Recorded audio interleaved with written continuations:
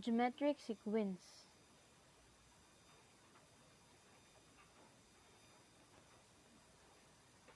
What is geometric sequence? In a geometric sequence, the ratio between consecutive terms is constant. This ratio is called the common ratio. Unlike in an arithmetic sequence, the difference between consecutive terms varies. We look for multiplication to identify geometric sequence, like for example, determine the sequence is geometric. If so, identify the common ratio. So here the example 1, -6, 36, -216. So the common ratio is -6 because if we multiply 1 times -6 is -6 here, second term. And if we will get the third term, just multiply the common ratio to the second term. -6 times -6 is equal to +36. Then next, if we get the next term, we just multiply again to the common ratio. -6 times 36 is equal to -216. So here are the next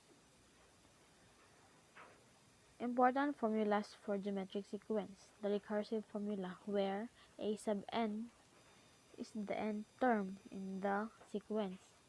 A sub 1 is the first term, n is the number of the term, r is the common ratio. The explicit formula, the geometric mean. This is the recursive formula, the explicit formula. And the geometric mean, find the product of the two values and then take the square root of the answer. Let's start with the geometric mean.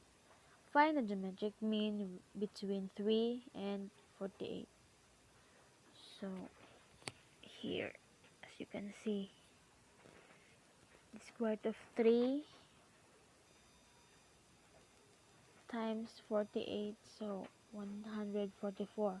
So the square root of 144 is 12. So the geometric mean between 3 and 48 is 12. Next, let's try 1. Find geometric mean between 28 and 5103. So, square root of 28 times 5103 is equal to 142,884. So the square root of this is 378. Write the explicit formula for each sequence. First term a sub 1 equals 7. The common ratio 1/3.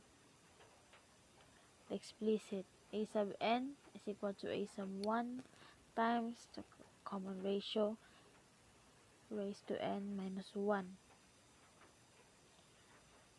So the a sub 1 is 7.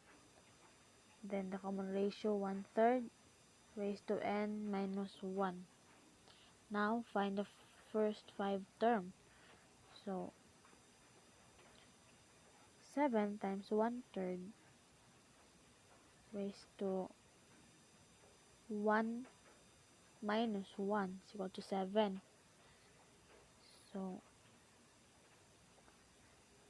7 and the second term, 7 times 1/3 raised to 2 minus 1 is equal to 7/3. The third term, 7 times 1/3 raised to 2 minus 1, 7, 9. And the fourth term, 7 times 1/3 is equal raised to 4 minus 1 is equal to 7 and 27. Then a sub 5, 7 times 1 third raised to 5 minus 1, 7 and 8 over 81. Explicit arithmetic sequence problem. Find the 19th term in the sequence of 11, 33, 19, 297, and so on. A sub n is equal to a sub 1 times the common ratio raised to n minus 1. The common ratio is 3.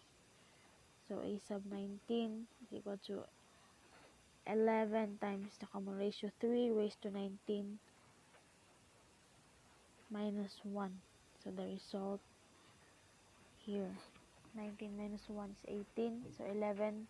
So 3 raised to 18 times 11 is equal to 4,261,626,379. And that's it.